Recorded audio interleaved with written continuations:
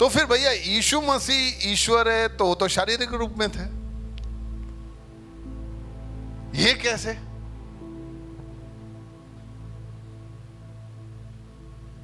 सही बात है यार, किसी ने सही सवाल पूछा है। देखो, हम सब लोगों ने, इंसान ने पाप किया और पाप की वजह से वो ईश्वर से दूर हो गए। उस पाप का कीमत इंसान चुका नहीं पा रहा था, वो चुकाने के लिए सक्षम नहीं था।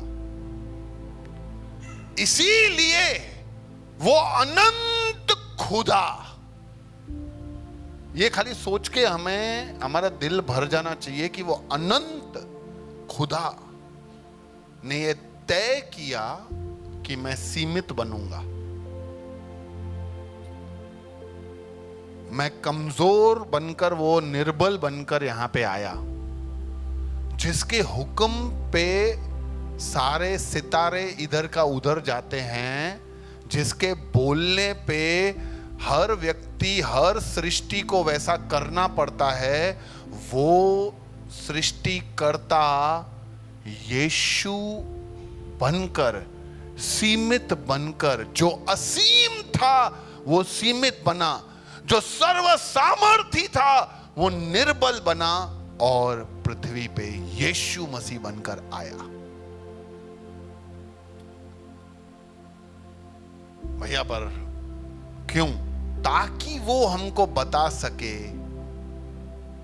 कि खुदा की इच्छा क्या है, खुदा का रास्ता क्या है, ताकि हम भटके नहीं, हम मार्ग से चूके नहीं और हम अनंत नाश में नहीं लेकिन अनंत जीवन में जाएं।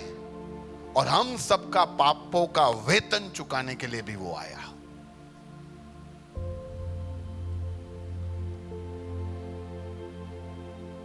वो इंसान बनकर ही आया, वो जानवर बनकर नहीं आया। क्यों? अरे जानवर बनकर आता तो हमको समझाता कैसे? अब वो भालू बन के आता, इधर भालू खड़ा रहता, भालू कुछ भी बोलता तो हमको कैसे पता चलता? भालू की बात समझने के लिए हमको भालू होना चाहिए था, लेकिन वो भालुओं को बचाने नहीं आया है, वो इंसानों को बचाने आया है। इसीलिए वो इंसान बनकर ही आया। उसने कोई पाप नहीं किया। वो जैसे नॉर्मल जिंदगी जीता था, हमारी तरह जिंदगी जिया। उसके पास भी बहुत सारे प्रलोभन आए होंगे, उसको भी ललचाया गया होगा, लेकिन हर चीज में वो खरा उतरा।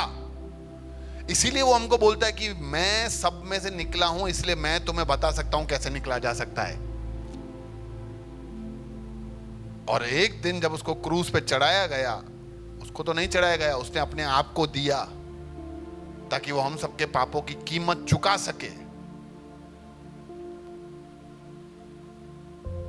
और वो वापस तीसरे दिन जी उठा, जो हमारा विश्वास का सबसे बड़ा विश्वास है, विश्वास का आधार है कि वो जी उठा। अगर यीशु नहीं जी उठता